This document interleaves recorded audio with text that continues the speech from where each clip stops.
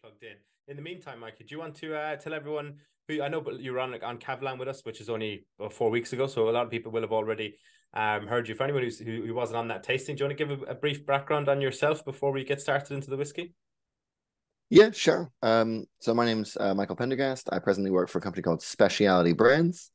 And our focus is basically bringing in very tasty booze, but usually from smaller scale family-owned distilleries. I look after their whiskey portfolio. Before that, I used to work in a distillery in East London at a place called East London Liquor Company. Um, and before that, I worked in bars for quite a long time. But it's been moving on from serving it to making it to talking about it, I suppose. You're looking at over, oh my God, I am old. Over 25 years in the booze industry, which is, I suppose, not that 25, long. 25. You don't look like you were old enough to drink 25 years ago. I definitely was, especially in England. I'm almost 40 now, actually. Well, a couple years away, but I'm getting there. Jesus, well, yeah, you're hopefully aging. You're aging as good as some of these whiskeys. Kind Yeah, of I'm butchered just that attempt at. pickled from them. Maybe that's the secret. I know every well, there you go. Everyone, well, a lot of people on here like to know the order so they can pre-prepare them. So we're gonna go. I think we were just discussing it just before we came on. We're gonna go with coffee grain, coffee malt, uh, Miyako. Is that how you pronounce it? Miyagikyo. Miyagikyo. Yoshi. It's Mm-hmm. not Yoshi, is it? Is it Yoichi. Yoshi? Yeah. Yoichi. Sorry, Yoshi's Mario Kart, isn't it? Nikka from the barrel, and then Nikka Tailored. So that's the order we're gonna be going Perfect. in. So yeah, I suppose we're going to start on the coffee grain. There's no point in dancing around. You may as well jump right into it. And then we can Yeah, just for talk sure. about the distillery. So actually, let me just grab this. I'm not sure the earphones are long enough. So one of the nice things about talking about this brand and going through, especially what we've got for you to taste today, is we're kind of going to go through sort of like the touch points for how Japan even got their hands on knowledge for whiskey production, and then in particular, three different distilleries that influenced really the backbone of everything Nikka make and form almost all of their blends today. Um, but to start with, there's a bit of history in this one. This is, I hope, not one of those things where the history is boring. We're going to talk about quite literally the founder of Japanese whiskey. He's considered by everyone really to be the godfather of Japanese whiskey. But by all means, I'll give you a couple tasting notes and a couple production notes on this, but then I'll talk you through the history of the whiskey as we go along. But feel free to nose and taste this bad boy. The coffee grain is actually 95% corn. This is what the bottle looks like. 5% malted barley. The barley is actually in there not so much for flavor. The barley is in there mostly for its enzyme content to help convert a lot of the starch in the corn. So I really consider this a corn whiskey in my head. It goes through a column still rather than a pot still, and actually the name Coffey, so Nikka Coffey, Coffey, is to do with a man named Aeneas Coffey, and he was the first A good Irishman, Mikey.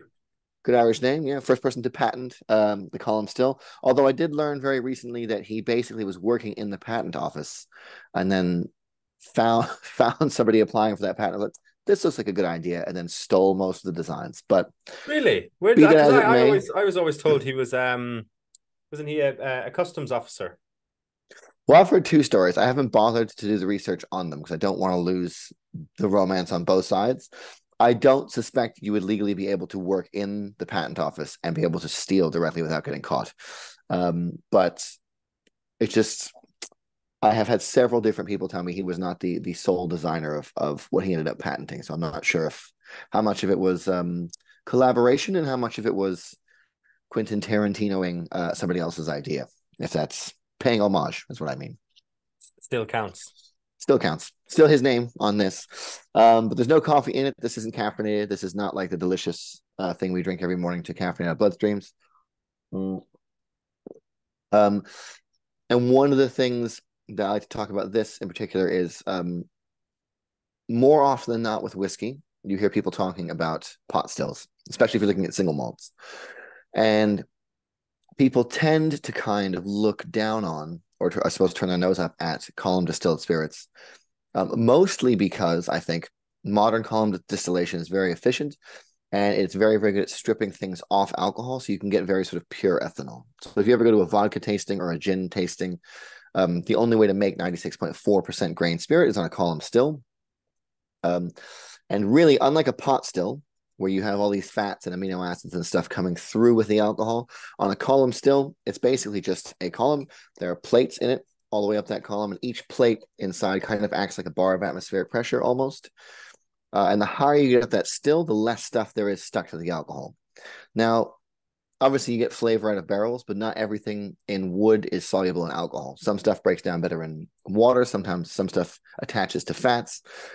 So it is just true. It's more difficult to draw through very complex spirit that would then age into a phenomenal whiskey. However, with the Coffey design of stills, it's not unique to them, but with the Coffey design of still, in between each plate is basically a connecting pipe, and you can take that pipe off and draw from any part on that column. So you don't always draw up from the top where it's almost pure ethanol. You can draw lower down where you start to pull through fats and acids. And if you want to, you can select for specific fats, especially. So this guy is actually the backbone to their blending stable. And when they use a grain whiskey as the sort of their canvas to make blends, it is this guy here. What you're tasting here, though, has hit reconditioned American bourbon barrels. And I'm going to be honest, it's got a high corn content. It's nowhere near as sweet as a bourbon. And often I kind of describe this guy as if you took a bourbon, took its cowboy hat off and got rid of its giant belt, and like you just gave it a blazer instead, like you just told it to calm down a little bit. It's got some of those black tea tannins you can get from American whiskeys. It not quite as long or as chewy. It's got some of those nice floral vanillas, but they're a little bit shorter. It's just sort of a little bit more of a softer. If you imagined, I guess, a Japanese people making bourbon, this is kind of where I fit that in my head. This is actually really good in Boulevardiers, if any of you like cocktails. This and Campari and sweet vermouth. So like we shouldn't say a better Negroni because Negronis are delicious, but a whiskey Negroni. But where did they learn about coffee stills? Why are they even in Japan? This, if you don't mind me doing it, I'm going to go through the history of where these things even came from. So, I mean, well, yeah, I mean, 100% don't mind you doing it. Obviously, we're actually looking forward to hearing it, but just while I suppose while you're doing that, it'd be good everyone had a taste of the coffee grain and share their thoughts. I mean, it's incredible, very fruity and lots of vanilla flavors coming through at that straight away. Yeah, I like your description. It lacks a bit of presence in the mouth, but it makes up for it in the length of the finish. So yeah, it's a good start. So yeah, I just didn't want anyone waiting for a prompt to start sipping away. But so oh no, yeah, please, yeah, start sipping now for sure. But anyway, yeah, keen to hear, Mikey. Oh, it's also worth mentioning. I don't know if I mentioned this at the Catalan tasting, but one of the things that a lot of bourbon producers, at least when I used to work in bars and we would have bourbon trainings, a lot of people would say it is the corn that makes that whiskey sweet. You just had this. This is 95% corn. This is nowhere near as sweet as a bourbon. It is just factually inaccurate to say that corn makes whiskey sweet. The sugar is actually, it comes from the barrel. To make bourbon, you have to make it in the States, but you also have to use new charred American oak every single time. And one of the things that's present in wood is a complicated wood sugar. When you burn that, it breaks it down. Alcohol will snip that up, and then water sucks it out of the barrel. So if you spilled new make that would become bourbon on the floor, it would not be sticky. Obviously, if you spill bourbon, it does get sticky. All of that sugar is coming out of the wood. So it's one of the things I used to hear thrown around a lot, and is just not true. It's all from the new oak. So this guy, of course, is not hitting anywhere near as much new oak. This is actually reconditioned ex bourbons. So it's one of the reasons it's got those similarities is they're using the same style of oak. They are ex bourbon, but all that sugar has already been taken out by the bourbon that was in the barrel first. So if you ever see new oak on any bottle, you can pretty much be assured, especially if they're advertising it, that it is going to be sweeter because sugar is one of the first things to come out in the first place, I should say. But I'll make this, I'll try to keep in the cool, fun parts, and I'll tell you a little bit of the romance, but I'll make this as very straightforward as possible. But Japan, for a very long time, had closed borders, with the exception of some Portuguese Catholic Jesuits. Nobody was allowed to trade with Japan. They wanted to prevent cultural contamination. Their words, not mine. questionable in its ethics for sure, but it happened. And it wasn't until an American naval commander by the name of Commodore Matthew Perry came with gunboats and forced their borders open that Japan started doing any trade with the West. And Japan does have a rich alcohol culture and tradition. They make things like sake, which are rice-based fermentations. They do distill things like rice, sweet potato. I mean, anything that's got sugar in it, they can make into things called shochu or awamori. They actually got distilling through Korea. But very importantly, none of their alcohol culture involved putting anything distilled into a barrel and transporting that to any part of the world, with the exception of one variety of sake, which is occasionally aged in hinoki, which is basically cedar, and not for very long. They didn't do any of the transport that the West did at all. So they had spirits. They were aware of distillation technologies, but they did not have anything aged the way America, Scotland, or Ireland, or Canada did. And one of the things Matthew Perry brought with him when he decided to open Japan's borders was an obscene amount of whiskey. It was barrels and barrels and barrels of whiskey. If you're ever researching Japanese whiskey history, if you go to Suntory or Nikka, sometimes they'll say that he brought with him blended Scotch, and that's what the Japanese fell in love with. All the historical records show that he brought with him a lot of bourbon, which is kind of important to the history of Nikka. But it's much more likely that he brought with him, and there is evidence that he brought bourbon instead of Scotch, which of course is a much sweeter style of whiskey. But long story short, the Japanese public fell in love with it. It was cool and foreign and delicious and expensive, so it became a luxury good. There was sort of a market of making cowboy whiskeys cropped up, where people would take distillates, add things like tea or spices or cocoa sugar to adulterate its flavor and color. Obviously, none of these things come close to the actual the real McCoy, so to speak. But one person who was working for an industrial distillation company and was quite good at manufacturing cowboy whiskeys was a man by the name of Masataka Taketsuru. Let me see if I can find this photo. Should be on the back of one of these bottles. He fell in love with Western spirits. I'm not sure how well this will show up. That is the gentleman there, looking very hipster and cool with his fancy mustache. And the company that he was working for wanted to learn how to make malt whiskeys. And so they basically said, why don't we send you to Scotland? You can go over there and see how they do what they do and then bring all that knowledge back to Japan. So, of course, he said yes, because that's an amazing opportunity. Why would you not do that? But a couple things are worth mentioning. This was 1918. So to get from Tokyo to Scotland took a train to Yokohama. From Yokohama by boat over to Hawaii, Hawaii by boat over to California, California cross country into Chicago by rail, from Chicago over to New York, New York, another boat over to London, London up into Glasgow, where he finally actually started to learn how to make whiskey. Apparently, it was a 6.5-month journey. And also, for you history buffs in the room, it was the little tiny thing called the First World War was happening. So he was going to a foreign country at war to learn how to make a luxury good, which is kind of insane. I'm very glad he did it. I think they make some of the best stuff, but that is not the it's the choice of somebody with devout focus and maybe not complete clarity of mind. But thankfully, he went, learned, and brought some cool stuff back.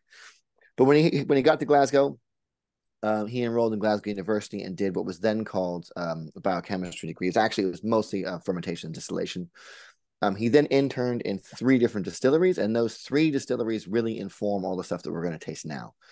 So if you want to cue up your second tasting, we're going to move over to the Coffey Malt. The first place he worked in was a place called Bo'ness, B-O''Ness Distillery. And they were one of the first to employ the newly patented and designed coffee stills. So this is where Taketsuru learned about making grain whiskeys especially and using column stills. So the first one you had... So just on that, they were the first to deploy them, but but it would have been the 1830s when they would have deployed them, though, or 1840s. So they would have been around still there a while. Yes, Bo'ness was basically touted as being one of the places that was making a lot of grain whiskey for other people for blends. Mm-hmm. So it was kind of like not the first, obviously the first time anyone was using grains to make blends, of course. But I actually don't even know the historical accuracy. It was just mentioned as one of the first people to basically solely be focusing on grain whiskey for other people to use rather than making it in line with other single malts to make their own whatever, or just to sell it on to blending houses. Right. If that's inaccurate, I've got this information from Nikka. I haven't actually been able to look up too much about Boness. No, I wasn't. I wasn't just saying it wasn't accurate. I was just trying to get the timeline straight in my head because you said he was there in the First World War, and I was kind of thinking, okay, that's obviously 1910s, and then I was thinking, but the coffee stills would have gone in a while ago, so I was just trying to rearrange. Oh yeah, they weren't the first to have them. They were just one of the first to commercially successfully employ them in the way that they did. But sorry, go ahead. No, I was saying we got some great comments in there from on the grain. Kevin has said it's that's creamy, vanilla and toffee, but not too sweet. I'm also getting some old leather oak. Bob says not usually a grain fan, but it's a nice long peppery finish despite not being overly complex. A lot of body, getting mango, orange, marmalade, popcorn, and heavy on foam bananas, said David. So there's some excellent. I get loads of banana on this guy. So the coffee malt, obviously this is all malt, so it's all malted barley. One of the strange things about this is it is a phenomenal tool for convincing your friends who like rum to come over to the world of whiskey. Because on the nose, it's almost got this, like, if you're familiar with rums, like an El Dorado, like Demerara rum, kind of slight sugarcane note. There's definitely bananas on it. And now that I'm reading popcorn and mango, I'm also getting popcorn and mango, but you know how tasting notes go. But yeah, it's really sort of oddly tropical on the nose, but then once you drink it, it definitely follows through, and you can tell it's a grain-based spirit. It's kind of plays two tricks quite well. It's also phenomenal for there's a drink called a Sazerac, which used to be made with cognac. But if you use a little bit of creme de banane and essentially make an old fashioned, but then spray some absinthe on top, it makes, I wouldn't even know a banana Sazerac. I don't know. I had one in Blinker Bar in Manchester, and it was one of the best cocktails I've had maybe ever. Sounds good. But sorry, getting off topic a little bit. Well, Seth said in the chat there, the coffee malt was the bottle that converted my partner to liking whiskey after a bad experience with Pete. So would lie in or tie in with what you were saying about your friends who drink rum as well. So yeah, I mean, I think, like I said, a lot of people when they see column distill stuff, it's like, oh well, it's probably not going to be overly complex. They're not as punchy as single malts. They're not really designed to be. I just think they've done a particularly good job with these two things, sort of showing off what you can actually get out of those grains, and what very delicate maturation and blending can do. Another cool thing about the coffee malt, and this doesn't go into a lot of their blends, it only goes into a couple, but oddly similar to rum, there's stuff in barley that if you want to, you can get out of a column still that will help lift other flavors. So Nikka has an expression that's really made for Japanese highball culture, so basically whiskey and sodas, and they actually use the coffee malt in line with along with the Miyagikyo we're going to have next to make whiskey that really, really, really suits dilution, especially with carbonation. And this is kind of like, if you're familiar with rum, kind of like a high ester content rum, there's enough weird compounds in this that actually lift other things very well. So it's used sparingly, but it's used entirely to lift other aromas, which is not something many people do with malt, because it is more expensive than most grains, barley, and it's also not commonly run through coffee stills to make its own expression. I think they've done a great job with this guy. I don't get to talk about this too often. It's one of my favorite things they've got. So I do hope you enjoy it. No, it's really good so far. You were saying about we obviously love to hear everyone's comments in the chat. I was just said in the chat there, the coffee grain was £58. It's just over £50 with the 15% discount you'll get at the end, and this one is £62 on the website. So not bad price points either.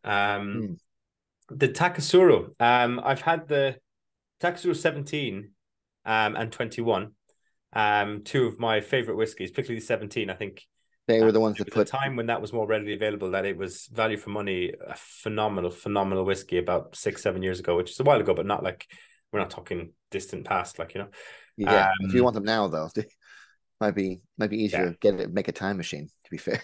Yeah, probably cheaper anyway. Yeah. Yeah.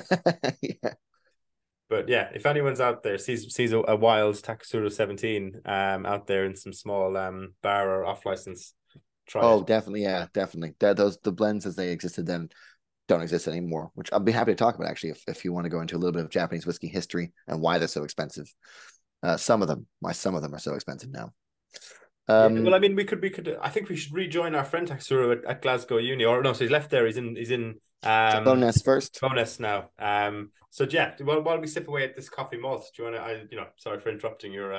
No, no, it's all right. I mean, you know me, ADHD, so I'm all over the map most of the time. So it's good to have some corralling, I think.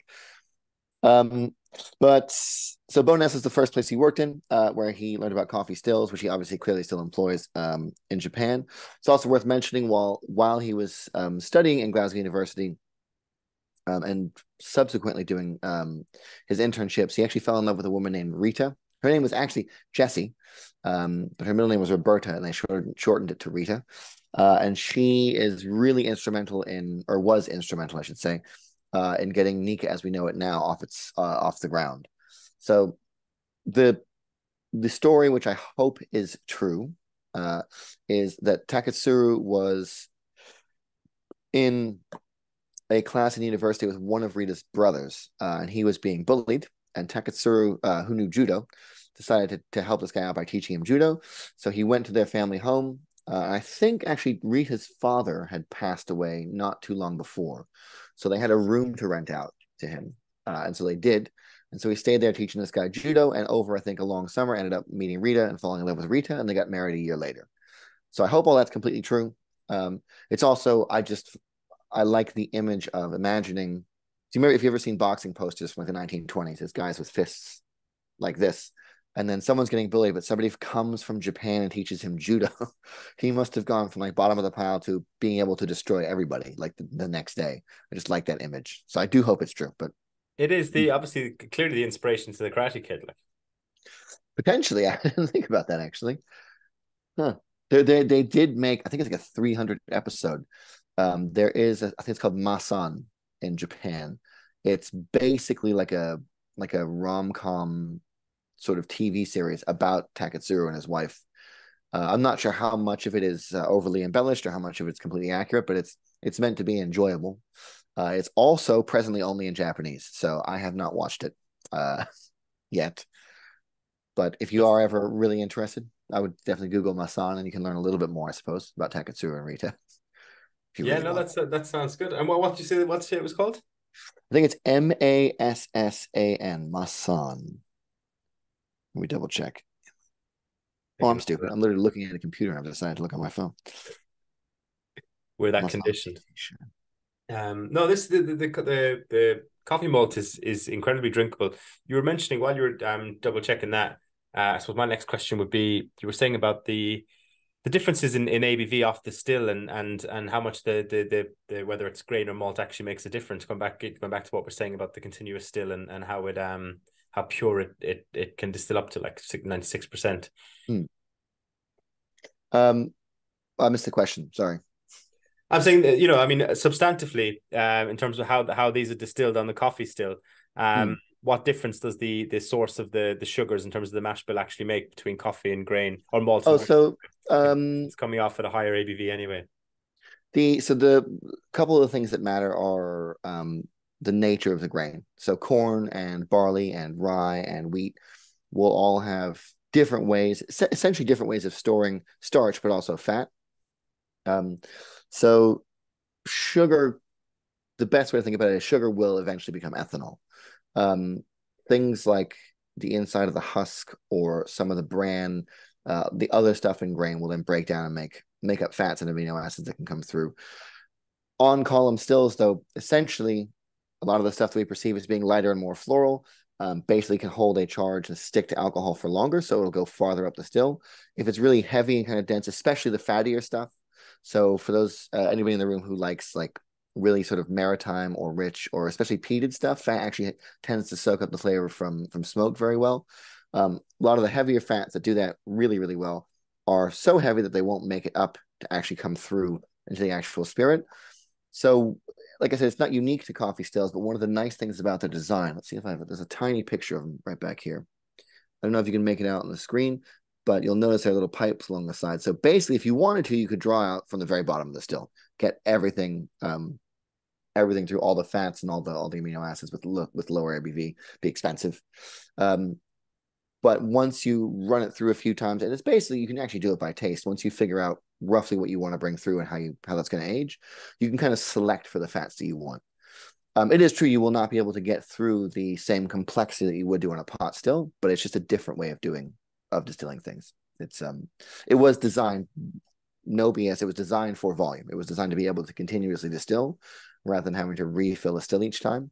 But that doesn't mean you can't make good stuff on it. It was just the nature of the beast, so to speak.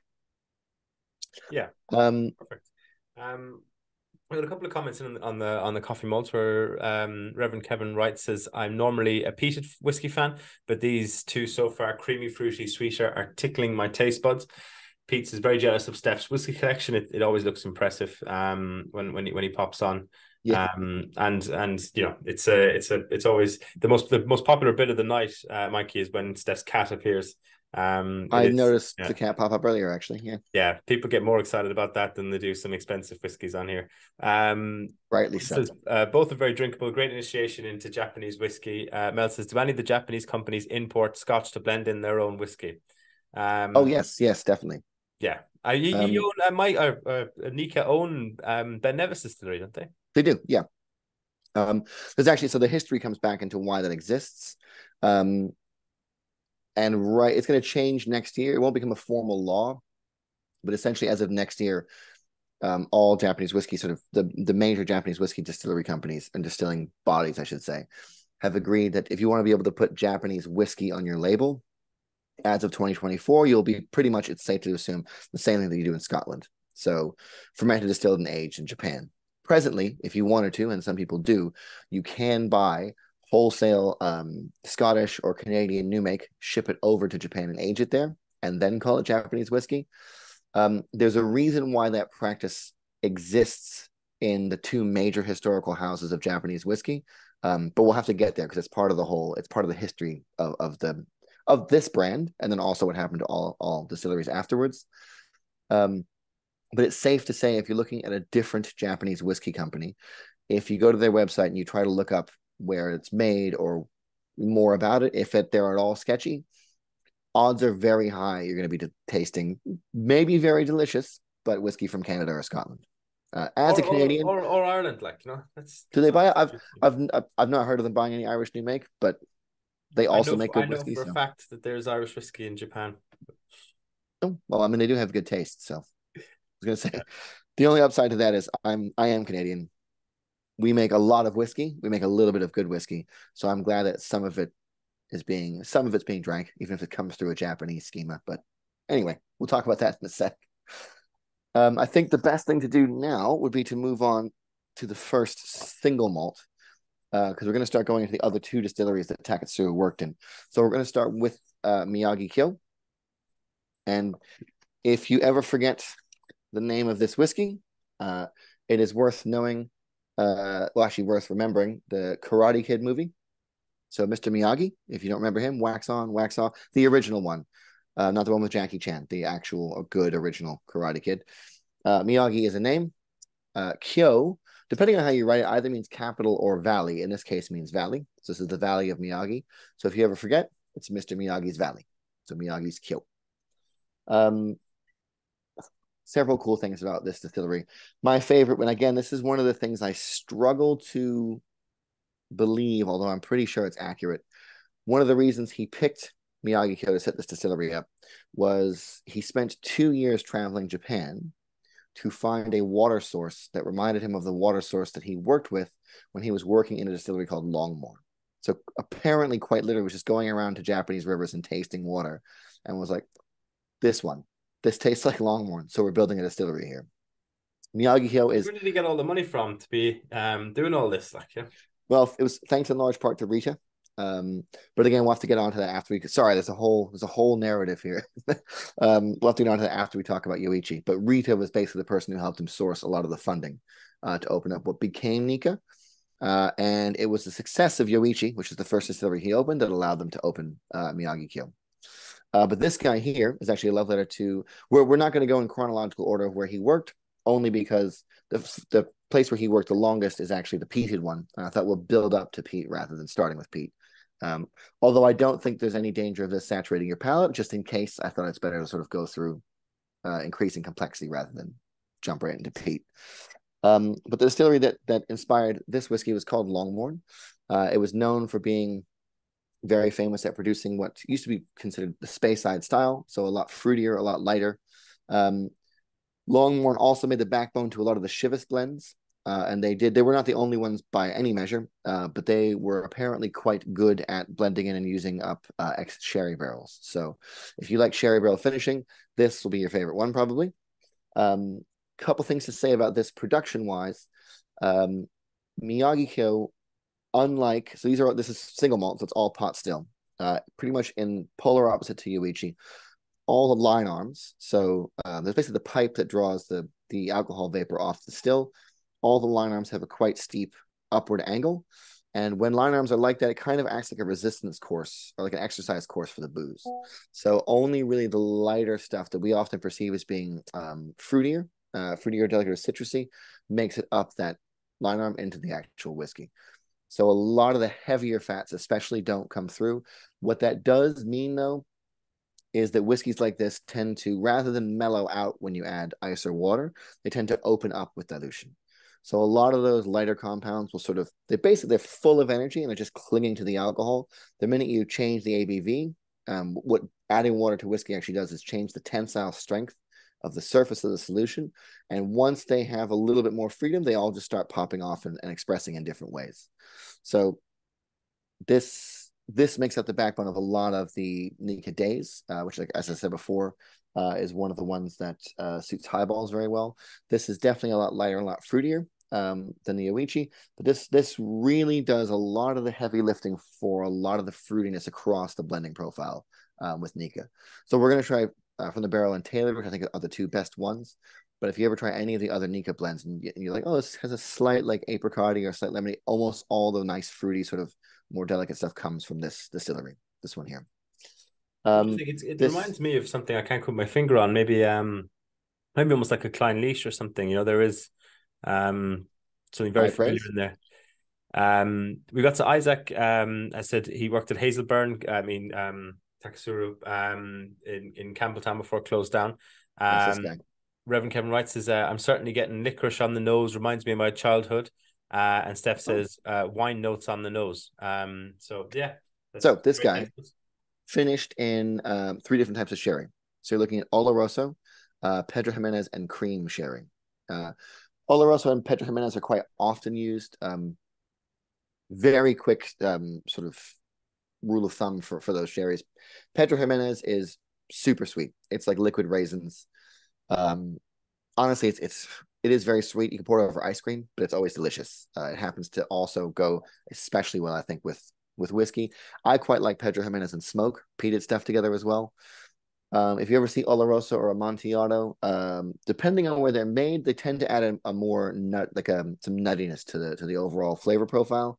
The quality of the barrels that they're aged in will either also sometimes allow more oxygen to come in, and you get the thing that cognac drinkers call rancio, where it's kind of like wet leaves, but in a pleasant way. If the barrels are much tighter and drier, they tend to be a lot more like hazelnut and almond skin. Cream sherry, it's not unique to Miyagikyo, but cream sherry is what everybody's grandmothers drank, I think. And they were classy ladies because they knew what they were doing. The sweetness in that kind of bleeds the nuttiness together in this and kind of gives you a sort of like a bodega funk rather than 3 specific points of sherry. So kind of sort of blurs the lines between the two. Like I said, it's not completely uncommon to see it used, but it is not very common, but it's not unheard of. But for every single one of these, it's those same three sherries. Excellent. We got some good. Bob said green apples on the nose, spiced ginger on the palate, cinnamon too, long finish, liking the sherry influence. Steph says wine notes on the nose. David and Catherine said roasted honey, parsnips, and burnt marshmallows. Interesting. Really got the roasted honey parsnips, I think, plays into that rancio kind of flavor as well, because parsnips can give off that vibe. Bob says drop of water really enhances the nose and taste. Creamy camphor winter boiled sweets. So excellent tasting those there, folks. You've really I'm stealing some of these are pretty good. The 3 whiskeys in, and finally they've opened up a bit, Oh, you know what as well, because normally when I talk about Miyagikyo, it'll be what's the most polite way to put this? It's like more often than not in a room where people are terrified of peat. So I tend not to tell everybody this. But Miyagikyo actually has a very, very small inclusion of very lightly peated malt. So the fact you're picking up camphor and probably I think maybe burnt marshmallows as well.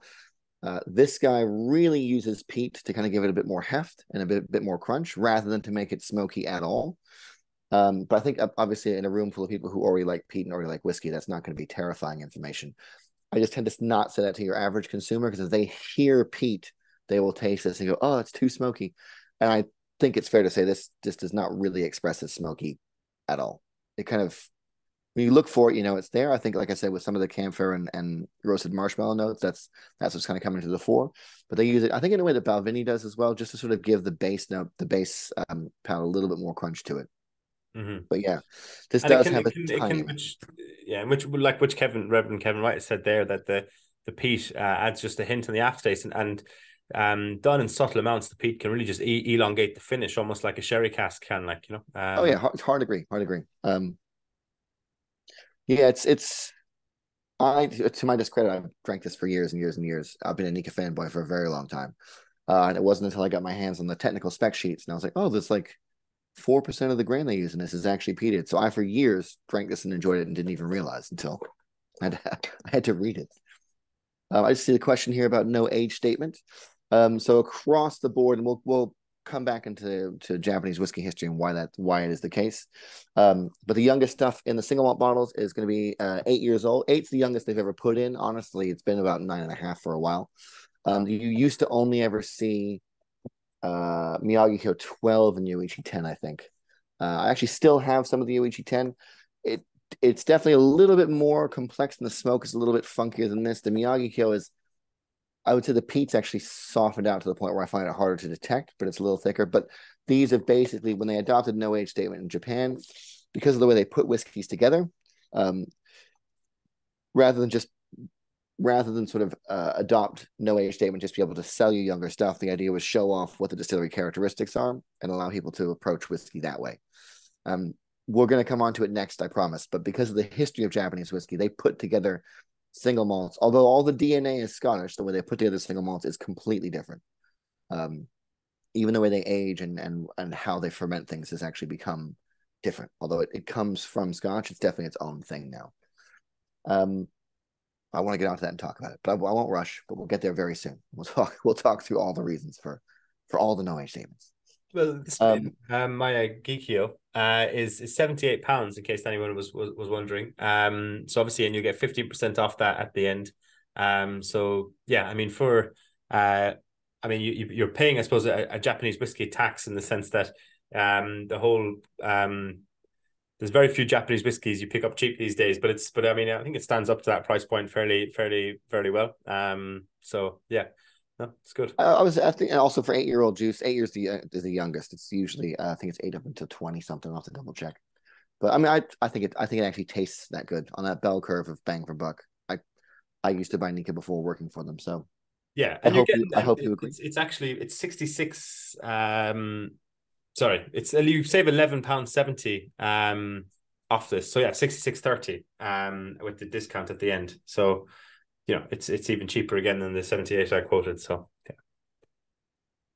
So if you like it, buy it. Isaac said they don't trade casks either, as is the common approach. Yeah, all this is going to come into the history. We're very close. We're going to talk about Yoichi, and then we'll go into why they're kind of cagey. Why they're so incredibly cagey, not even kind of cagey. Mel's got a really good question there. Maybe we pour the Yoichi into our glasses and start nosing it. And then I don't know if you have any thoughts on what Mel said there. How would you keep a whiskey? How long, pardon? How long would you keep a whiskey once opened? Personally, I never have one open for more than a month. I'm always worried if it spoils. The kind of pleasant and also unpleasant truth is at a certain point, if there's enough air in the inside of a bottle of whiskey, you will actually start to lose aroma compounds. They'll burn through their life cycle and no longer be there. Really, I don't have any here, but if this is your bottle, you're looking at if it's just above half full, if there's about that much air in it, without question, over time, oxygen will actually allow some of the aromatic compounds to burn through their lives, and just the whiskey will lose flavor. It's never going to get completely ruined. Yeah, But it if you've won't got something oxidize or open, go rancid. Like, yeah. yeah, it's never going to go off, but it is just true. You will lose flavor over time. Um, I mean, with small amounts of air, it's not really a problem. You essentially, not to get too boring, but once there's that much air, the stuff that burns off kind of is able to push more oxygen through and basically let enough of the things dissipate. So it'll never completely lose all its flavor. You won't pick it up and suddenly it'll be like slightly tannic water. But you will definitely lose complexity on the aroma. And the bellwether really is if it's half full, you should finish it within that year. So I'd say give it like 6 months if it's about half full. I The have downside, oh sorry, go ahead. no, I was gonna say because I would have answered very similar to what you've just said there, but I am also a hypocrite in the sense that I if I get to the last couple of drops in a whiskey I'm particularly enjoying, I just can't kill the bottle. I'll leave it on the shelf for ages. Yeah. Do you know So what? I've got a Michter's 10 and something else literally in my cabinet. And they've got like that much of them. And I haven't touched them in almost a year. So you should do that, but I don't. So, yeah. I place way too much not just in terms of how much you're enjoying liquid, but also, I picked that up on that distillery visit on that day. Just way too much sentimental and emotional value in having yeah, these bottles on the wall. yeah, definitely. Yeah, I mean, the downside is like you say, it's hard when you've got that nostalgia connection. The upside is though, that it does encourage you to finish that whiskey and then buy more. That's the upside to it. So, Yes. pick your truth for that one. But let's jump over to Yoichi. So Yoichi is, as somebody actually already mentioned in the chat, this is a love letter to Hazelburn and Campbelltown. Campbelltown is where Taketsuru spent the longest amount of time interning in a distillery. This is where he fell in love with peat. This is considered, or I suppose maybe technically classifies as relatively medium to heavy peat. This, though, does not express that way to me. If you needed a gateway drug into smoke, I think this is one of the best things out there. And full disclosure, I love Lagavulin, Laphroaig, Octomore. I don't care how smoky it gets. I like all of them. I will say, though, I think genuinely this is some of the best integration for smoke in the business. I think this is one of the best. Actually, it's not the best smoky thing because there are Lagavulin 16 is probably like one of my first loves for smoke. But once you taste it, I hope you'll see what I mean. This just does smoke without overdoing it. It's part of the profile and not the entire thing, which I really like. But a couple cool things about production for this guy. Unlike Miyagikyo with the upward facing line arms, these are all downward. So really, there's one little hurdle. If anything makes it over that hurdle, any fat, any amino acids, it's going to be in your whiskey. Those fats do soak up different, I shouldn't say more, kind of more, but different compounds from smoke. They will change what's coming out of barrels. Having more fat in your whiskey will just change its flavor. Tends to skew towards more complex. This is still relatively fruity, though, I would say. But one of the coolest things about the stills is that 4 of the 8 stills they have in Yoichi are still coal fired. So rather than having steam jackets around the outside, they quite literally sit over these giant ovens and they fill them with coal, light the coal on fire, and distill with that heat. Very difficult to distill on stills like that. Not the most efficient way to distill. Very difficult to control your flow rate. So you really have to be there making your cuts. You have to be there the whole day, really. The thing is, when you have direct fire, especially with coal, what you get is distillers call them scorch points, which is a little bit more dramatic than it actually is.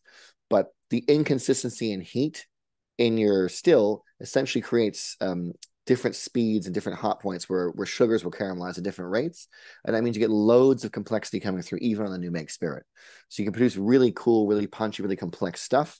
I was going to say with ease, but running the still is actually difficult. So it's just a difficult way to make delicious stuff, I would say. And this is a thing, this next thing I hate to say, especially in my accent, because it sounds horribly wanky, but you're kind of tasting like a time capsule. Because obviously Hazelburn does not have coal-fired stills now. In fact, there aren't any coal-powered stills in Scotland. So you're kind of having like a time capsule of what was being produced at that time in Scotland, which has not been updated. It has just been picked up and brought over to Japan.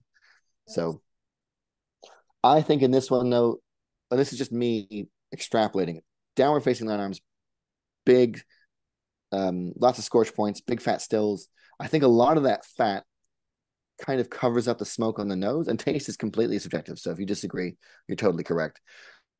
But for me, don't smoke it out. It's almost fruity on the nose and this weird kind of like kind of guava note I get sometimes. But then the minute I breathe out, that's when I start getting all that peat coming back to the front. And kind of that's where I get most of the smoke on this whiskey. Yeah, Um, because on that, Reverend Kevin Wright has said, I'm hardly getting smoke on the nose with Yoshi, but once on the palate, it got a pleasant level. And it definitely isn't in your face. It's kind of subtle. What did you? Apologies if you mentioned this, Mikey, but the ppm on this one? uh, I'll have to double check. I don't even know what they. I'm not even sure what they measure. 47 is the number that is on the spreadsheets, but I'm not sure if they measure the grain or the distillate or the stuff out of the bottle. Because it definitely doesn't seem that high. Like I would have guessed a lot lower. For But sure. I mean, you could have told me 6 and I would have believed you. yeah, it reminds me because there's the Connemara Irish whiskey. I think that's somewhere between 15 and 25, and yeah, I would have put it in that kind of range rather than or even lower, as you say, rather than going up to that. But yeah, that's interesting. Bob has said soft, sweet smoke, a bit smokier than the last one. Nice dram, especially as autumn draws in. This is definitely the autumnal. Although I feel like autumn's well and truly drawn in, but yeah. Yeah, if you need autumn or winter, skate right past pumpkin spice into hazelburn. Love letter to hazelburn. Where was I? I talked about the stills. So here I'll now go into the next bit of history, which we can then talk about all the differences in Japanese production, because it's also worth mentioning. Well, going back to the other single malt and talking about production style, because although it all sounds pretty straightforward, they also use various different yeasts. They also age in a different way, kind of more similar to Canadians now. But after studying in Scotland and after working in 3 different distilleries, Taketsuru returns to Japan. He brings Rita with him. The company that sent him out to learn how to make malt whiskeys, basically, once they found out the cost of it, were like, no, we're not doing that. So they sent him over there. He studied for years, came back with all this information. They're like, that sounds too expensive. No, thank you. So he fell into the company of a gentleman called Shinjiro Tori. And Shinjiro Tori had actually was purchasing alcohol. So they would have met each other before, but he used to come to that industrial distillery to buy stuff to essentially make something which still exists today. I think it's Akadama port wine, which is not port at all, but was famous enough to make Shinjiro Tori some money. And he said to Taketsuru, look, I've got the money, you've got the knowledge. Let's go set up Japan's first ever whiskey distillery. And so they did. The first bone of contention between these two gentlemen, though, Taketsuru wanted to go to Yoichi. So just like in Scotland, the single malts are named after where they're made. Yoichi is it's in the ass end of a small fishing town in northern Japan. It's just on the tip of Hokkaido. Sounds like Campbelltown. So it was picked because it had the same climate as Campbelltown. Again, not the best decision for if you're in line for making money, because there's no real transport or infrastructure. If you Google it today, you'll see a fishing village. There's one small group of red roof pagodas in the bottom of the town. That's still it. That's Yoichi. Can't get any bigger. Transport's still a bit of a pain in the butt. But Taketsuru said Yoichi. Shinjiro Tori said, I'd rather go to Yamazaki. It's equidistant between the 2 major drinking capitals. And to be fair, if you go to the Nikka or Suntory websites, Nikka often paints Taketsuru as a sort of chaste artiste who only wanted to make scotch. That's fairly accurate. But Shinjiro Tori is often somewhat unfairly, although somewhat fairly, painted as sort of like this thoughtless businessman who just wanted to do stuff for money. It is true that Yamazaki was equidistant between the 2 major drinking capitals, but Yamazaki was the site of several cultural touch points for Japan. Like the modern tea ceremony that we know of now started there, or at least was made famous there. Several famous battles. So it's not like he was being completely thoughtless. It's just he wanted to make Japanese whiskey, and Taketsuru basically wanted to try to make scotch, but in Japan. It should surprise no one here to learn that the guy with the money ended up winning. So Yamazaki was Japan's first ever commercial whiskey distillery. Suntory actually talk about it now, but Taketsuru opened and ran that distillery for 10 years. So he basically taught them everything that they know, was in charge of all their production, and he and Shinjiro Tori released a product called Shiro Fuda, Shiro meaning white and Fuda essentially meaning label, which was by all accounts a complete commercial failure. So if you remember when I said Matthew Perry brought with him a bunch of whiskey, and that whiskey was bourbon, it is worth knowing that what Taketsuru released was a relatively heavily peated blend. So nobody in Japan had really had peated whiskey before. They were used to much sweeter, much usually younger whiskey. And then somebody comes back from Scotland going, this is actually the stuff, and it's heavily peated. So it's not super surprising it didn't do very well. This caused a rift. Matthew Perry looked the more kind of haggard on the Friends reunion. So the fact that he was there bringing bourbon explains why, in a way I never fully appreciated before. But you know, people don't believe in vampires, but look how long this guy's been alive. It's definitely still. Some people are laughing. I think we got a couple people with the aged Matthew Perry joke. Good to know we're all friends here. Sorry, that joke. I'm gonna stop now. But so this is kind of a weird thing. Taketsuru and Shinjiro Tori then fell out. Their falling out was bad enough that they never spoke again until the day they died. Well, not even till they never spoke again and they died. I just imagine if you and I started a distillery tomorrow and the first blend wasn't a success, you wouldn't just give up. You'd just try again. But I feel instead, like there's obviously something else. There's a deeper, there's parts of the story we're not hearing here. Like, I mean, there's definitely friction between them because Shinjiro Tori was like, let's make money and he basically wanted to, which they did do, and I think they've done very well. He wanted to he was staying true to the name. Tori, like, that was the Shinjiro Suntory, just the Tori part. Gotcha. To their credit though, Suntory does make Japanese whiskey. They took all the DNA from Taketsuru and the ideas. They do make much lighter, much fruitier, I would say somewhat thinner whiskeys that suit the Japanese palate. Nikka has not really updated anything they've done. They're just one old curmudgeon who's like, I'm making scotch over here. And they're still doing that. So to their credit, he was trying to make Japanese whiskey. He has succeeded. Taketsuru was basically wanted to make the whiskey he fell in love with in Scotland and was not going to hear different. So I think it was probably not just that one failure, but it is still kind of funny to think they released one thing and instead of trying again, they just parted ways, never to speak again. Seems kind of ridiculous. But as somebody mentioned in the chat before, thanks to that rift, they didn't share casks. And for whatever reason, that just continued on with, well, not with all, but with a lot of Japanese distilleries. If you made whiskey, you basically had to make enough different types of whiskey to make your own blends. So that's where Yoichi was the first distillery set up. That's where you saw things like coffee stills being used afterwards. Distilleries basically had to learn to make enough different, what rum producers call marks, or enough different types of malts themselves to be able to blend stuff together and get different flavors in different ways from one place. So Nikka, for example, rather than using, if you're in Scotland, you will use 90% of the time distilling malt. You'll use a distilling yeast, and you look for diversity in your portfolio really through different lengths of time and barrel, which is why age statements are more important than Scotch, and I would say any other form of whiskey. In Japan, they have at least 5 different strains in Nikka alone. They have more. They frequently use 5. They also fill barrels in a way that Canadians also do. So rather than X bourbons for X amount of years, then taking out and putting into sherry, they will quite often fill sherry barrels, fill X bourbons, fill regenerated, fill Spanish wine casks, fill whatever, and then blend those things together afterwards. So it's Nikka talks about it as if they have more colors to their palate, which is fair. I'm not sure how wanky that sounds, but when they're putting together the single malt, they're not just looking at different ages of basically one style of still in one place. They have 8 different stills, 2 different heating sources, 5 different types of yeast, and then each barrel filled. So their multiples are gigantic. They can make several 100,000 different styles of whiskey in one place.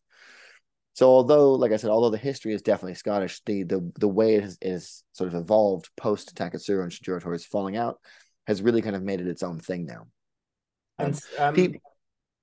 Sorry, Steph has said here that on that Suntory state Japanese whiskey on the labels, unlike Nikka. Is it not mentioned on the Nikka labels? It is on. The only one it's not on is this guy from the barrel. Miyagikyo, Yoichi, Coffey Grain, Coffey Malts, Tailored. They're all Japanese whiskeys. The from the barrel does contain a small amount of Ben Nevis in it, which is not a secret. It's been on the website for forever. I'm not even sure, because it does say Japanese single malt on this. Distilled and matured. Huh. I'm not sure if that was a conscious effort or not. Yeah, I mean, the word Say whiskey does Japanese follow whiskey. No, Japanese. it Distilled says and matured in distilled. Nikka Hokkaido Yeah, it by says distilling. yeah. Produced by the Nikka Whiskey Distilling Company Limited, Japan, rather than Japanese whiskey. Hmm. These are Japanese whiskeys, though, without question. They're 100%. These are entirely made in where they say. That might just be a branding issue, to be honest. I've never even thought to look that up. I don't know. See, Steph knows more about whiskey than I'd say Yeah. all of us combined. So I take it. think though, if you're ever concerned, they do say distilled and matured at. So that's more than some. Also, if you don't see that on a bottle, you can definitely be sure they're buying new make from somewhere else. But on the subject of new make, one of the reasons that Shinjiro Tori basically founded a company that became a massive booze conglomerate. So Suntory now is a major player in the alcohol business. Yeah, I mean they've even got Bill Murray doing ads for them, and yeah, that's true. Like every time. what's your man's name in The Matrix? Keanu Reeves. Oh yeah, that broke my heart. Keanu Reeves doing Nika don't go commercials around for with Keanu Suntory. Reeves. I'm sorry. I mean, he can be in cool Bit of movies. banter. Doesn't I'm not mean knocking your brand, he's Mikey. even from Toronto. That hurt. If I ever meet him, I'll have to ask him Is for a is bunch of free is he from whiskey. But Toronto? I think he was. I might be wrong. I think he was born in Hawaii and grew up in Toronto. But he definitely went to the same junior high school as me. Before I got there, but when I left, I was like, "Did you know Keanu Reeves used to go here?" And I was like, "That's I don't know what to do with that information." Bring it up on a This is whiskey probably tasting the first 30 time it's years ever been later. useful.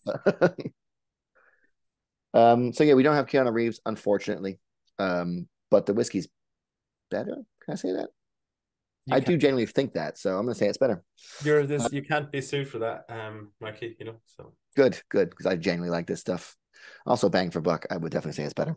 But I was going to talk about the purchasing of Scottish whiskey. So one of the things, because Shinjiro Tori and Taketsuru weren't talking when they did have their own distilleries and they basically were at capacity in both sites, one of the things they did was basically go back to Scotland, see what modernization had done to the Scottish whiskey industry to see if they could figure out more and better ways to produce things. One of the things that happened with Nikka was they found Ben Nevis. They're like, how do you make this? It just happened to be exactly what they needed. And they're like, well, we're going to use a little bit of this to make this thing we want to do. Let's just buy that and use that. So they bought the Ben Nevis distillery. Some of it used to be in the Takasuru 21. And the website might still say, it used to say that they bought aged stuff and then redistill it in column stills, which is, as far as I am aware, completely factually inaccurate. They have not done that at all. I know they buy some new make and put it from the barrel. But that is one of the things that kind of muddied the water for what didn't until recently, because several Japanese distilleries did that, and by no means were you buying a bottle of like Yoichi 10-year-old 6 or 7 years ago and it was like mostly Ben Nevis and that much Japanese whiskey. It's quite the opposite. They would use tiny amounts of Ben Nevis to basically alter the profile of a couple of the blends. And as I said just now, all the things you've tasted so far are all Japanese whiskey. The only one that we will taste is just a Japanese product is from the barrel. That being said, from the barrel is absolutely perfect. And if you don't want to drink it because it has a small amount of scotch in it, fine. There'll be more for me. It is the best whiskey, period. It's the first one I ever liked. In fact, if you don't like it, I don't even want to know. Don't even tell me. Just lie to me because it's my favorite thing in the world. But because Shinjiro Tori and Taketsuru started doing that, and Nikka and Suntory basically got a name for themselves in the world market for being good, and they won several awards. It is just fair to say that some people who are more business minded realized they could make a quick buck by premiumizing new make from other places and calling it Japanese. So I hate to say that is just the case.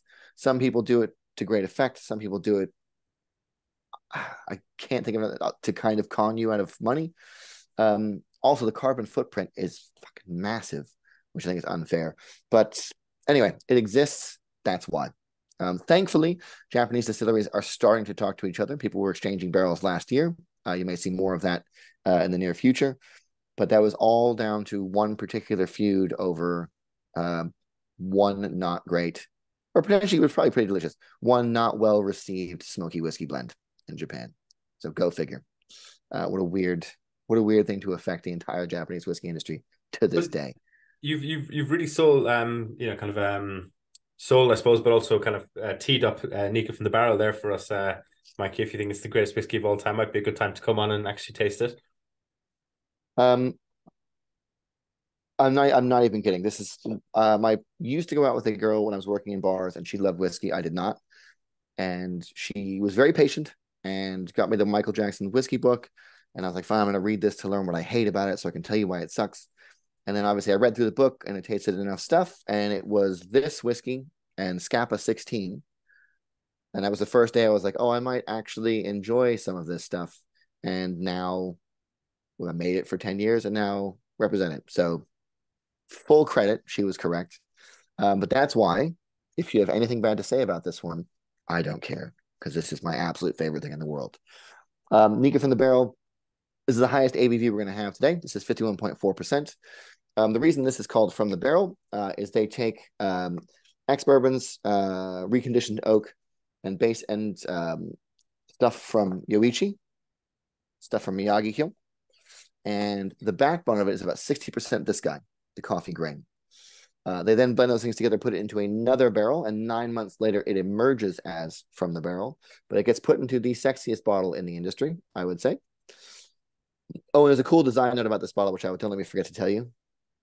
But this thing really, it's got just enough of some of that kind of a fatty peat smoke to be present. It's not overpowering. It's not as much of the profile as Yoichi. The Miyagikyo fruitiness definitely comes to the fore on this one. Higher in ABV, so you might want to add water or ice anyway, but that water and ice also opens it up rather than just mellows it out. The coffee grain for me is a little bit more of that, what I like in bourbon, like a little bit more black tea crunch to it. I haven't had Ben Nevis recently enough to tell you what that brings to it. But I do know, I think it's something like 4% of the blend, which is next to nothing in an ex-bourbon. But it just does everything you add. Like if you had a samurai and a cowboy and a Highlander all at one table, and they're like, I want to have whiskey, you could put this down and they'll all be happy. There's enough of each thing to make all those people happy. Actually, Wasn't that maybe one of this the is the best. Cavalans you said that about as well? Did I? Maybe I was just thinking. I had an odd sense of deja vu just now. I was like, oh, have I said that kind of thing before? I'll have to watch back the recording. No, but I'm sorry, I don't mean to undermine what you're saying. It is a very drinkable whiskey. I was in France this summer, Mikey. Actually, gotten engaged over there back in August. Well, congratulations. Could not believe the proliferation of Nikka whiskey in bars all over the south of France. It's just in every bar you walk into. It's amazing. So La Maison de Whiskey, which is one of the biggest whiskey producers in the world. I think his name is Didier. Actually, a couple of the people who really love Nikka live in the south of France, so they make sure it's wherever they are, so they can drink it, and rightly so. This isn't coffee, by the way. I'm actually cheers or kampai, everyone. By the way, I'm going to have from the barrel with you. Gotcha. We got a lovely finish to it. I've got some great comments coming in there. Andy or Melt says tailored, my favorite up to now, caramel apricot. We're on we're on the from the barrel. We haven't come on to the tailored yet, Melt, but Nikka said, sorry, Andy said Nikka from the barrel is a genius blend. Bob said try the Nikka from the barrel in a blind tasting and didn't fare well against a batch of Scottish malts. That said, it's quite good in this lineup, although not my favorite of the night so far. From the barrel is okay. For me, it's one of the best valued and tasting whiskies out there right now. Excellent value for money to ABV, says Bob. It's very quaffable whiskey, although for me it doesn't have the distinctiveness of some single malts. Yeah, I mean, it's not one of the things because I used to say the same thing, but one of the things that this isn't trying to be is a replacement for your single malt. This is basically on the bang for buck bell curve. This is like one of the apex whiskeys of all time. Like for what you're getting in this bottle, I think I've never purchased one and then been reminded of the price while I'm drinking it, which is kind of my bellwether for whether or not I feel comfortable drinking it. But this guy, for me, it just not only neat, by the way, the best homemade bulletproof old fashions. Get this, and this is not because I am Canadian, but whenever I make old fashions, I tend to use maple syrup. It's just easier. Even if you have sugar syrup, maple syrup is a little funkier. But this guy, I'll just pour 50 mils into a rocks glass over ice, maple syrup, dashes of bitters, orange on top, stir it with my finger. Done. Like none of the ceremony, no napkin and sugar cube, but don't even bother. just put this into a glass, maple syrup and bitters, and you will have a phenomenal old fashioned. And It definitely sounds good. pre-batchable. Do you know what's nice? A nice sugar supplement, I suppose, in an old fashioned or replacement is like an interesting soda, like a red lemonade or a Tenora, I have reduced not over the tried that. hob. Works really Mm. well. Andy said, "What's the history behind the unusual AVB?" Oh, so I have not checked this, but I was told yesterday that they wanted it to be as close to the original British proof as they could get. I know I think British proof was developed off hydrometers, and they had basically their base whiskey, and then it was all compared next to that. I've actually got an article teed up to read this weekend about it, but it does taste phenomenal at that ABV. I hope it's actually British proof because I've never heard that before. But that is the most I know about it. So if any of you know about British proof, by all means, please feel free to tell me. Because it confuses me more. It confused me more to learn that the British had a different proof system and the Americans still use proof, even though it's like a knockoff of the king they tried to fight to get away from. So it's more confusing to me. Yeah, well, I don't know much about proof. I know that American proof is basically 2 times ABV, and British proof is at 1.75 times ABV. That's about the extent Okay, of what I weird. know, which is why you see all the whiskey bottles that are 70 proof or 75 proof, and if you don't know that the British proof is different, you assume that they weren't legally whiskey because by the other logic they'd be 35% ABV or whatever. But The comment in the comments, the originally 100 proof was when you poured it on gunpowder it would ignite. That is apparently where we get the term from, though. It was proof. It was good booze. If you could spill it onto gunpowder, it would still because you obviously stored it all on shipboard. And I think it's actually something ridiculous, like 35.9% or something, is actually when it's ignitable. But it's all in reference to being able to light gunpowder, which is kind of cool. that is kind of cool. Yeah. Definitely try it with porridge in the morning, as I see in that comment. I mean, responsibly on the weekend or when you're brunching, but James meant the any form okay of sign oats. as a chef's kiss. I thought was an interesting yeah, which is someone's responding to that. Oh yeah, Mela said, "Is this whiskey favorite drink after tea? As you say, the breakfast, the rum, brandy, etc." Yeah, Japan is going through a bit of a whiskey renaissance right now because of the international interest in it. They do make stuff you can classify as rum. So southern Japan, in Okinawa, they have sugarcane and they have a process of refining sugarcane that actually leaves quite a lot of the biomass in the sugar.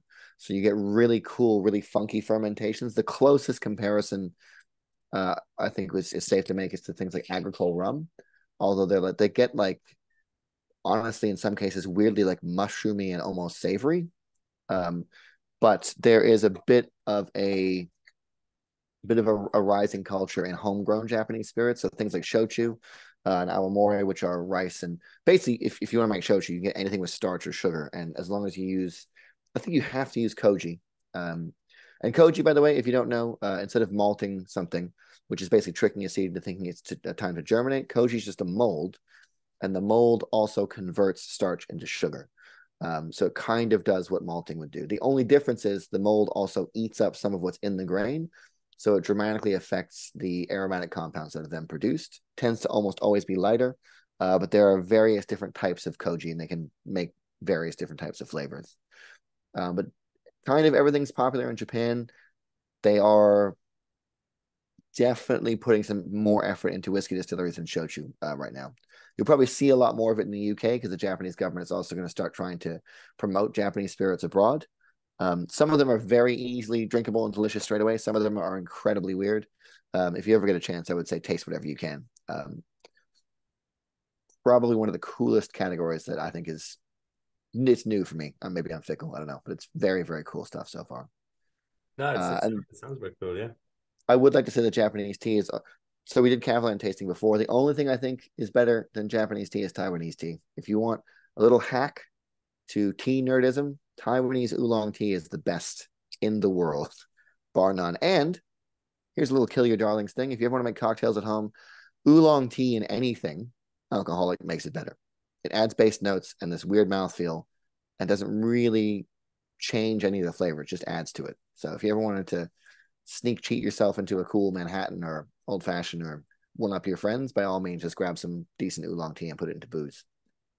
That is Useful. a great tip.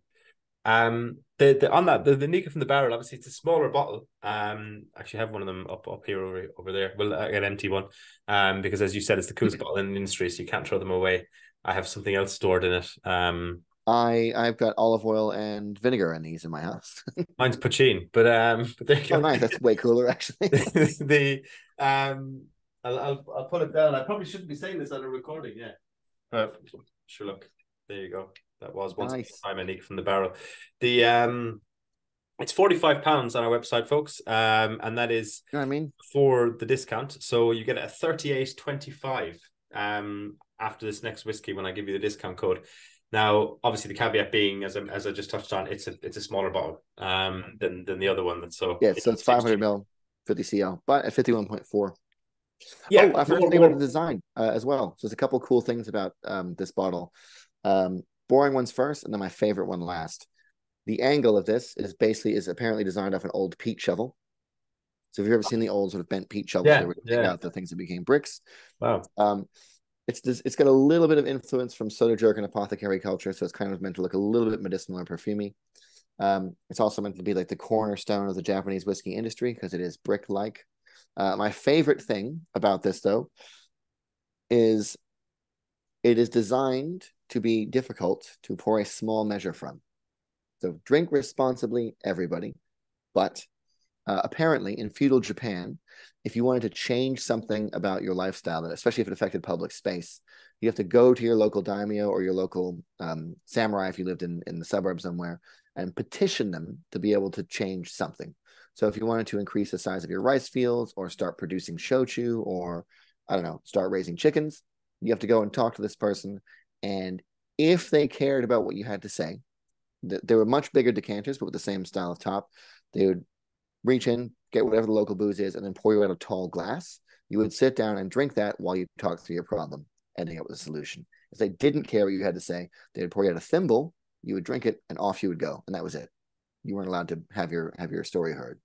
So the idea is when you are with good company, don't be worried about jiggering out anything. Just pour out a glug to each of your friends and focus more on the company than on how much whiskey you're pouring out.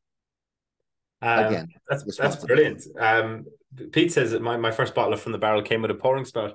I think I remember those gift sets and the what was I going to say that what you just described about the samurai or the officials behaving that way. That is literally me after when you've pals around the house and everyone's like, look, I'll have one more. I'm going to go home. I'm like, yeah, no problem. Have one more, but it's going to be the largest whiskey you've ever drank in your life.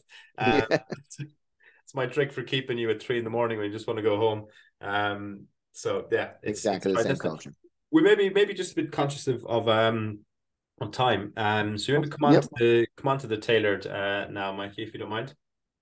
So honestly, the only reason I don't say this is my favorite whiskey is because this is in the room. I just can't, for nostalgia reasons, say that anything else is better than this. Tailored is in a bottle based off of a kimono. I don't know if you can tell. Sorry about the reflection. It is a screen. And if you ever forget, ladies and gentlemen, I would buy one of these bottles, keep it next to your door. The left flap goes over the right flap, unless it's a funeral, in which case the right goes over the left. So I would say it's very pragmatic just to buy one of these and keep it next to your door so you can double check before you leave every single time. Got 2 laughs. I'll take it. That's enough. But main difference here, this guy used to be called 12, the 12-year-old. When they adopted no age statements across the range, this then became Nikka Tailored. This is sort of their most premium blend. So this is the most expensive thing they produce. This guy has no Ben Nevis in it. It's about 40% of the coffee grain, older versions of this. And then the other 60 is a split between Yoichi and Miyagikyo. Very importantly, youngest stuff in here is about 10 and a half years old. So they could put an age statement on this one as well. They just don't. Because like I said before, the way they put together everything, even the single malts, before even some of the single malts go into blends, is very different. So no age statement here isn't to sort of hide younger stuff. It's to sort of focus on the reasons they're putting these expressions out and distillery characteristics versus blending style. So it's also worth mentioning, blends are still king in Japan. So you'll notice the cork here. All the blends, Hibiki also has a cork. All the blends get the sexy corks. All the single malts get the screw caps. It wasn't until 1963, I think it was, that single malts were really marketed to anybody. Before that, it was all blends. Even if you made a single malt, you'd have to sell it to a blending warehouse. They would put it into something and release it. You could get single malts, but you had to go to the distilleries to get them. And if you remember, Taketsuru learned everything in 1918. And he actually died before I think single malts were properly marketed. So blends are still considered king in Japan, and this is probably the only thing that skews more toward a Japanese palate than the single malts. This is designed to show off the quality of corn and some of the characteristics of the grain from the coffee grain. It's designed to give you a little bit of the heft from Yoichi. I think a little bit less smoky. You do get some of the oil, and those oils are meant to carry some of the lighter notes in Miyagikyo, but basically give you hints of each of the pillars that make up Nikka, but in a much more sort of rounded out package. This for me is the dram. If you have to lower James Bond into a pit of sharks, this is what you have in your glass as you sip before. Obviously, you would successfully kill him rather than be caught later, but you know what I'm going for. Yeah. This is well, I get what you're saying. Although you're not going to successfully kill him if all your sharks are in a pit. They don't do well in pits. That's a fair point. Yeah. But other than that, I yeah. agree with you. There was a great comment there, that Chris's comment, which is exactly my thoughts as well. Which is, this is a real step up. Nothing bad tonight, but this really stands out. This is phenomenal, Mikey, I must say. I mean, I love this one. Like I said, this would be my favorite if we weren't also tasting from the barrel. It's just especially one of the nice things about this tasting as well is you get to go through all the constituent parts and then taste how well they put those things together. Yeah, I mean, there's just no sharp edges on this. This has just got a little bit of everything. It's got just enough. I think the coffee grain here does most of the background work. It's like the best bass player in the band. You don't really need to look for it, but it's definitely supporting everything else. And you know what? This might be controversial as well, because I've had the 12 and this side by side. The 12 has a little bit more of that kind of crunchy smoke you used to get in the older blends, which I do like. I do think this is a bit more of an impressive blend. But I wouldn't turn down either of them, to be fair. They're both very good. No, yeah, it just does exactly what you kind of what you want from it. It just has hints of every single thing all together.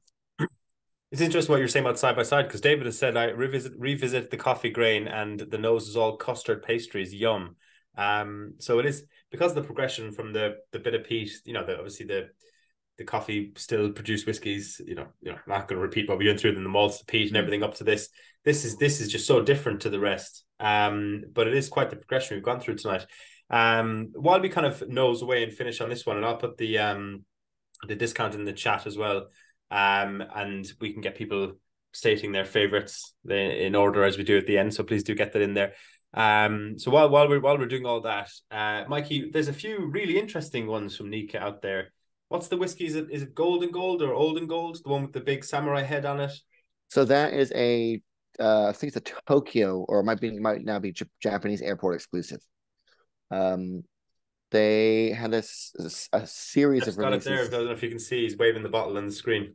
People won't be able to see it in the recording, but yeah, Google the bottle. It's a beautiful bottle. Yeah, so it's an airport exclusive. We don't import that to the country. I think I probably to do with whatever deal they've got with it's not impossible to get, but you basically have to know somebody who either has been or is going to Japan and ask them to pick it up. Aside from this, the stuff you'll see in the UK, there's Nikka Days, which is, like I said, that's their sort of that's their Mizuwari and highball whiskey. There is it's called the Discovery series, and they come out once or twice a year, and it's usually or so far historically it has been stuff like heavily peated Miyagikyo, unpeated Yoichi, and then they've had stuff like Miyagikyo finished in apple brandy barrels and Yoichi finished in, I think, X rum barrels. But as of last year, they started doing really interesting stuff, like releasing what they call their aromatic yeast Yoichi and aromatic yeast Miyagikyo. And it's one of the first times I've tried something that I think it's fair to say was like, this is actually new. They don't know exactly what the yeasts were raised on, but the aromatic Miyagikyo tastes like strawberries and peach iced tea, but still whiskey. And the Yoichi kind of weirdly tastes simultaneously like a fresh baguette, but also every melon ever, all at once. They're very, very strange. I think they haven't all been snapped up yet either, because I think most people who collect Japanese whiskeys are used to different barrel finishes, and this has just been a completely different thing. So if you still want to get them, I think they're still around. Although it might not be secondary market now, I'm not sure. But there's a new Discovery grain coming out later this year, which involves corn and malts from 7 different types of still. Because Nikka also produces shochu in Japan. So some of it's been vacuum distilled, some of it's got different yeast in it. I haven't got my hands on any yet, so I can't tell you more about it. And there is 10-year-old Yoichi. That is not going to be, it's limited parcels, but it's not going to be limited release. Hopefully we're building up to just having Yoichi 10 around all the time. But if I had something that I would show you, but I don't, because I haven't got my hands on it yet. Marvelous. Well, I've tried the aromatic, and it is a really interesting whiskey. I do recommend it if anyone's able to get a bottle. The discount code, folks, I put in the chat a minute ago. It's WS16NIK. So I mean, 15% off the whiskey tried tonight. They're already really good value. So it actually, yeah, I think it's really worth picking up a couple of those. That tailored, I think I've closed the screen in front of me, but I think it was about 112 or something on that. Yeah. 113. So you're getting 15% off. That brings it well under £100 for it. It's an exceptional whiskey. In terms of people's favorites tonight, we have got Boba said Boba said last one was very good. My list is 3, 4, 6, 5, 2, 1. So that 3 was the Miyagikyo. Miyagiko. So that's interesting. You got Miyagiko, the Yoichi, and then the tailored. So that's interesting. Vicky's gone Miyagiko as well. And then into the tailored.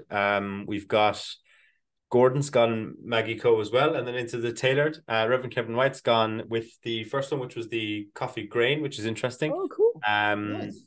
Claire has gone tailored. Then from the barrel, then the Yoshi. Then back over coffee malts number 1. Miyagikyo, so and then 2 coffees.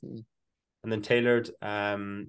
Steph said, is Nikka Super still around? Yes, I forgot about that, to my discredit. So Nikka Super is a blend of it's Yoichi and Miyagikyo. It's a little bit heavier peat, but it was put together by Taketsuru for his wife Rita. So it was sort of meant to be like the stuff that she liked to drink. It's still around. It's very, very affordable. It just happens to be in this like old school Mateus Rosé style bottle that everyone overlooks because it looks like it's come out of the basement in the 70s, but it is very, very good juice. It is, and that's one of the blends as well that hasn't changed since it was put together for Rita. So the bottle's changed slightly, but that's one of the original hasn't changed blends from Nikka, and still, I think very, very good. Just gets overlooked a lot. Interesting. Just while you were sitting there, I looked ahead a few more of the scoring. I think we're on a tie between the Miyagikyo and the tailored and the from the barrel. So yeah, that's interesting. I think I can't remember. We've had a few close ones recently, but I can't remember the last time there was that close between 3 different whiskies. So that is really, really interesting. Any thoughts on the preferences there, Mikey? Considering you said from the barrel was the greatest whiskey ever made, and it's tied with 2 others. Yeah, I mean, full disclosure, I probably drink the most Miyagikyo out of anything, even though I say from the barrel is my favorite. This is just one of those things, like it's so nostalgic for me. And I've known it long enough to have fallen in love with it, then forgotten it was good, and then got this job like just over almost 2 years ago. And was like, oh, I forgot about this whiskey, and then was able to come back to it. So this is definitely one of the reasons it's so high on my list. But I'd say, honestly, more often than not, when I go for one of the Nikkas, I do drink the most Miyagikyo. Even though I have liberal access to tailored, I actually drink Miyagikyo the most. But I do like, I don't really bartend anymore, so I still like to make cocktails, and Miyagikyo makes killer anything stirred down in brown, Manhattans. I probably lean to from the barrel for old fashions, but like Manhattans, revolvers, anything kind of punchy and boozy, which is my style of drink. I lean more towards Miyagikyo, and my mother loves Manhattans made with Miyagikyo, so I tend to do that the most. Brilliant. No, that's fantastic. That's excellent. Well, Mikey, thank you for coming on again. Hopefully we'll have you on at some other point in the future. It's been a really good and informative presentation. It really has. As was the Catalan. So thank you very much. So yeah, I know if there's been speaking offline with a couple of your colleagues about stuff for the new year. So hopefully it won't be long before maybe we have you on again. But we won't mention anything until it's confirmed. Just because we get people's hopes up. The folks, everyone, thank you for joining us again tonight for another Digital Drams. This Old Putney is on sale at the moment. That's on in next week on the 26th. And then there'll be another one up very shortly as well. So yeah, thank you for coming tonight. Is there anything you wanted to part with, Mikey? Any final comments? That's just gently. Yeah, please do get me back. I really like doing these. It's fun, and thank you everybody for your time as well. I know it's miserable outside, so it's easier to be inside, but I'm glad you spent it with me. I appreciate that very much. Brilliant. No, thank you again. And James says, have we got on Christmas special tasting coming up? We've got a lot coming up between now and Christmas, James. They'll all be very special. So yeah. Brilliant. See you all, folks, and for those of you in the first time, brilliant. And yeah, the discount code is WS16NIK. So the first three letters of Nikka. So yeah, thanks again, Mikey, and we'll talk to you soon. If there's anything we haven't missed, or you're watching the record, or sorry, if you have anything you said in the chat that we missed, or what you're watching recording, you want to communicate something, just reply to the link you got the email from, and if I can't answer it, I'll pass it on to Mikey, one of his colleagues, and we'll get that answered. So have a great evening, folks, and we'll talk to you all soon. Bye. Cool. Bye, everybody.